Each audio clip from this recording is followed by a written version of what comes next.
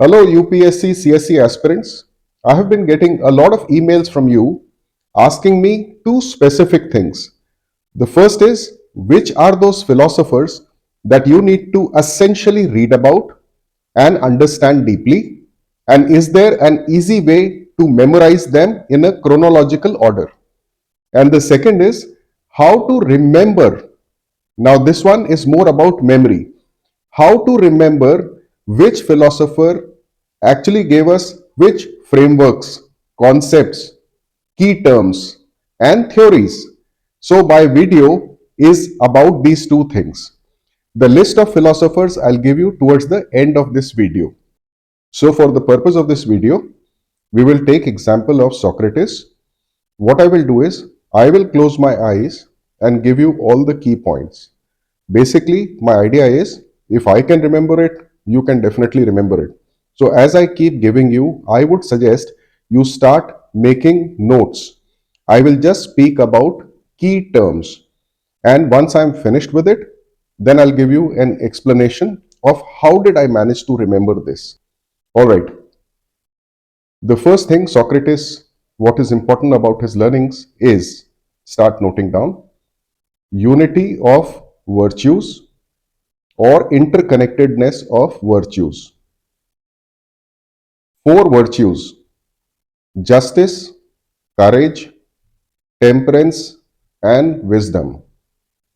Then note down self knowledge and self control, which is temperance. Then note down just, JUST, just or virtuous soul. Also note down care of the soul. Now is justice and injustice and an examined life. A key statement that comes here is, an unexamined life is not worth living. The next is intellectual humility. Intellectual humility signifies limitations of knowledge. Where you noted down care of soul, I want you to note down internal harmony. The next point is, Socrates was made to drink a poison which was called hemlock. Signifies courage, conviction, and persuasion. Then is the Socratic method is called Elenchus, Elenchus. At the heart of Elenchus is the method of refutation, Refutation. Refutation is a method of elimination. I'll explain what it means later on. Refutation leads to interlocutors feeling aporia, a state of aporia, Aporia, which means confusion, being perplexed. Now the next point is critical analysis or thinking, reasoning or rational inquiry leads to wisdom, Socratic intellectualism. I will come back to Socratic intellectualism, where he says that virtues or vices are actually states of intellect and no one does harm knowingly. So we will revisit many of these things that I am telling you. Okay. The next point you note down is analogy of a craftsman. Then is single unified ethical state. Then is the point of midwifery of ideas. which in ancient Greece was called maieutis, Maieutics, because Socrates claimed that he had no ideas of his own and he helped give birth to other people's ideas. Maieutic. Then you note down pursuit of knowledge as the ultimate goal in life. Eudaimonia, Eudaimonia, which means highest achieving human flourishing, highest human potential. Okay, now we come to Socrates' justice and examined life. So first we'll take justice, which is like Socratic intellectualism. So justice, you can draw a small tree called justice, complete with its roots, and a tree of injustice with its roots and also draw fruits. The tree of justice, Socrates said, the roots are true knowledge, deep understanding, and wisdom. And the fruits are just and virtuous life. The other fruit is care of the soul. All of this signifies inner harmony. And the other tree, the roots are ignorance or error in moral judgment. And the fruits are uh, tormenting of your soul, corruption of your soul, discord and chaotic life. Chaotic. It's an English word. Chaotic life. Okay, corruption of the soul. So basically, what it signifies is that the roots of all virtues, justice, courage, temperance, which means self control, and wisdom, the roots of this lie in true knowledge and deep understanding. And the roots of the injustice tree are result of ignorance, lapse in moral judgment, or moral error. Now, beyond this, we will talk about Socratic examined life. So, note it down. Socrates wants you to examine each day notions, beliefs, assumptions, contradictions, or inconsistencies. Contradictions and inconsistencies mean almost the same. And incompleteness. Okay? And biases that you may have, bias and prejudices. Now, he said an unexamined life is not worth living. Therefore, you should examine all of this notions, beliefs, assumptions, contradictions or inconsistencies that you make, incompleteness of your arguments. He believes that the more you act from your feelings, emotions, if you are slave to your desires, if your preferences are not correct, rather selfish, and if your attitude is not correct, the roots of all of this is not having true knowledge and deep understanding. Next, note down 4 specific sentences which comes to Socratic intellectualism. Rather, I'd say 6 sentences.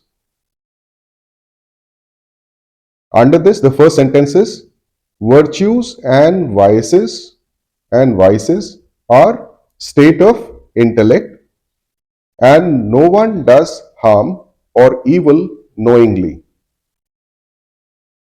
The second is harming others or doing evil onto others harms your soul,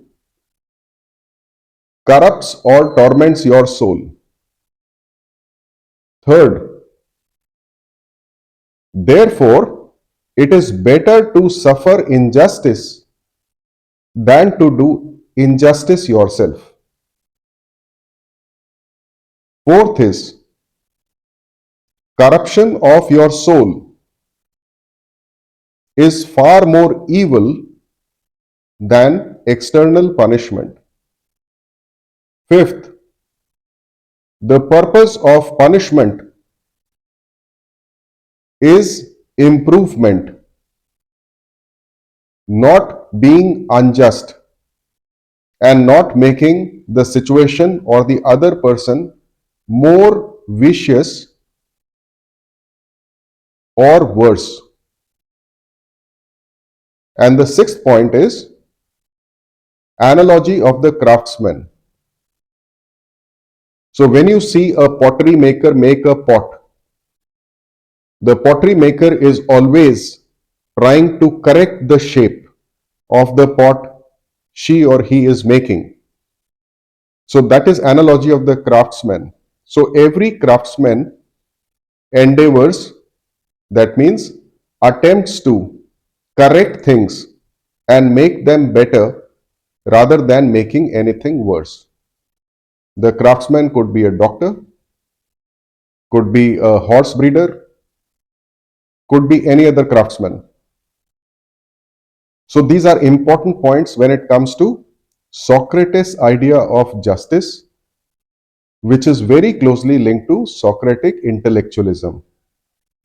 Here I would like you to note down very quickly, what do you mean by that earlier term, the one that we used in Elenchus? And I said heart of Elenchus is refutation.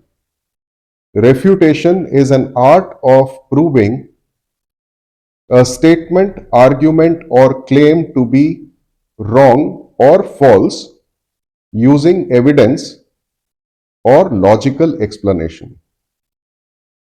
Okay, so Socrates never set out to actually prove his own positive claims.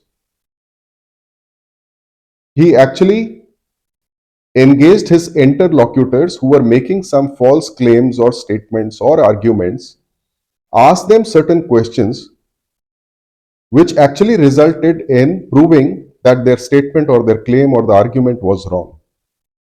And it has a lot of implications for a bureaucrat.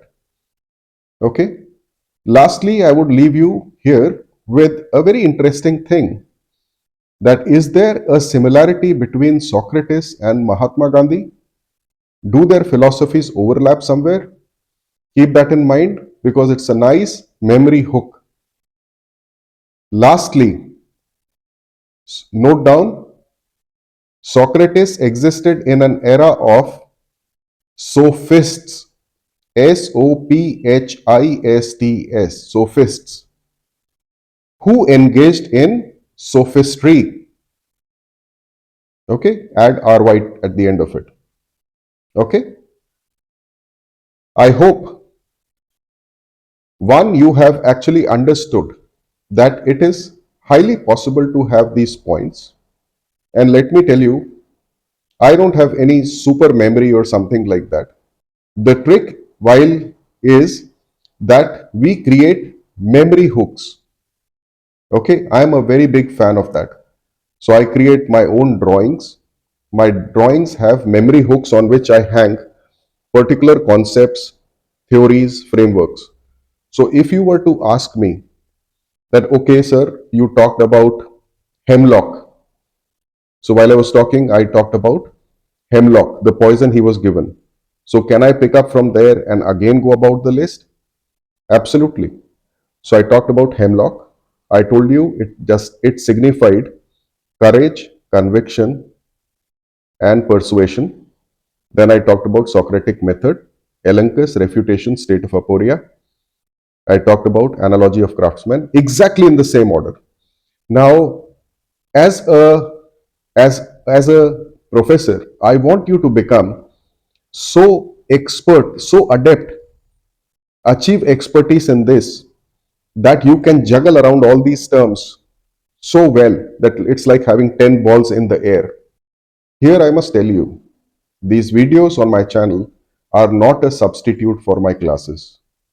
Okay? In my classes, I lay out these memory hooks to a great extent. In a limited way, I will share it with you here. But in my classes, you will have the benefit of complete pictures, which will help you remember this. So what we're doing is, we're not learning by rote. It's not only about memory, it's about a deep understanding.